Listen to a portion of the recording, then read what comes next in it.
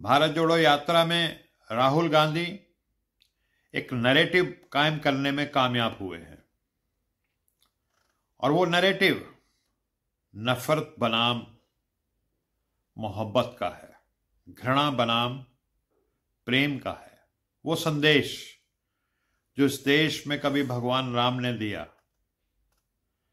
शबरी के बेरगाह गए, वो संदेश जो कभी श्री कृष्ण ने दिया, प्रेम का संदेश, भगवान महावीर ने दिया, महात्मा बुद्ध ने दिया, बाबा नानक ने दिया, रैदास ने दिया, कबीर ने दिया, वही संदेश देते हुए राहुल गांधी सड़कों पे पैदल चले जा रहे हैं। और उस संदेश का असर हो रहा है। लोगों को समझ में आ रहा है कि नफरत छोड़ करके प्रेम ही एक ऐसा रास्ता है जिससे देश तरक्की करेगा, जिससे देश में समृद्धि और तमाम तरह के जो कष्ट और दर्द हैं उनसे छुटकारा मिलेगा। दूसरी बात जो राहुल गांधी एस्टेब्लिश करने में कामयाब रहे हैं, वो अपनी यात्रा में बार बार बेरोजगारी को मुद्दा बनाते हैं, महंगाई को मुद्दा बनाते हैं, और जो आर्थिक असमानता इस देश में लगातार बढ़ती जा रही है, जिसकी खाई गहरी होती जा रही है। पिछले 8-9 बरस तक जो अमीर और गरीब में फर्क था वो हमें बढ़ता चला जा रहा है लगातार। जो अमीर लोग हैं वो अमीर होते चले जा रहे हैं। इस देश के 1% लोगों के पास इस देश की धन दौलत का 57% आ चुका है। तो वो आर्थिक असमानता का, और चंद जो मुट्ठी भर, जिसको क्रॉनिक कैपिटलिज्म कहते हैं, जो मुट्ठी भर पूंजीपति हैं, जो चहेते इस सरकार के पूंजीपति हैं, जिसको यारबाज पूंजीवाद भी कहा जाता है, क्रॉनिक कैपिटलिज्म, उसके बारे में खुलकर अगर कोई बोलने की हिम्मत कर पा रहा है इस देश में आज, तो वो राहुल गांधी है। विपक्ष के नेता इस बात को जोर शोर से और पूरी शिद्दत से और पूरी ताकत से या इसका नैरेटिव बनाने में नाकाम रहे हैं।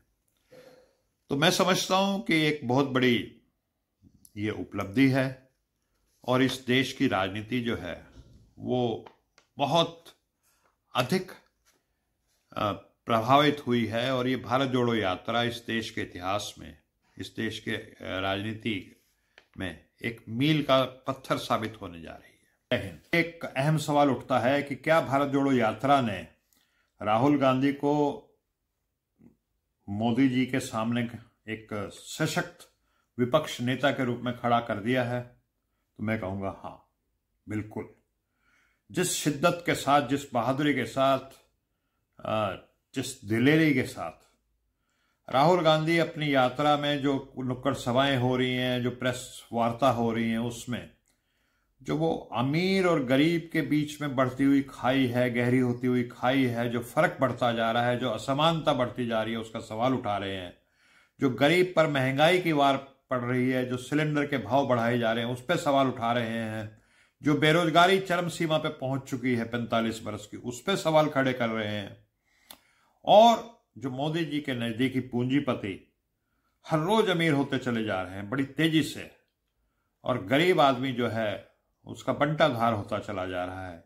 इस बात को राहुल गांधी बहुत ही बेबाकी से और बेखौफ तरीके से उठा रहे हैं, और इससे उनका राजनीतिक कद बढ़ा है। एक समय में ये कहते थे कि मोदी राजनीति का शेर है और उसके सामने कोई टिक नहीं सकता, और राहुल गांधी को तो पप्पू बताया जाता था या खरगोश बताया जाता था। लेकिन अपनी पदयात्रा के चलते हर कदम पे राहुल गांधी ये पद साबित कर रहे हैं कि कम से कम आज की तारीख में वो एक मजबूत विपक्ष नेता के रूप में उभर करके आ रहे हैं। और मैं समझता हूं कि आने वाले समय में वो और मजबूत विपक्ष के नेता उभर करके आएंगे, और एक स्वस्थ लोकतंत्र के लिए जैसा कि एक विपक्ष मजबूत होना उतना ही आवश्यक है जितना एक मजबूत सरकार, तो वो अपनी भूमिका अदा करेंगे। और हो सकता है 2024 तक आते आते वो मोदी जी को पटखनी दे दे। ये तो वक्त के गर्भ में है, कल क्या होगा। लेकिन एक बात मैं दावे के साथ कह सकता हूं, अगर मैं ममता दीदी का शब्द इस्तेमाल करूं, कि 2023 के विधानसभा चुनाव में और 2024 में अब की बार खेला होवे। जय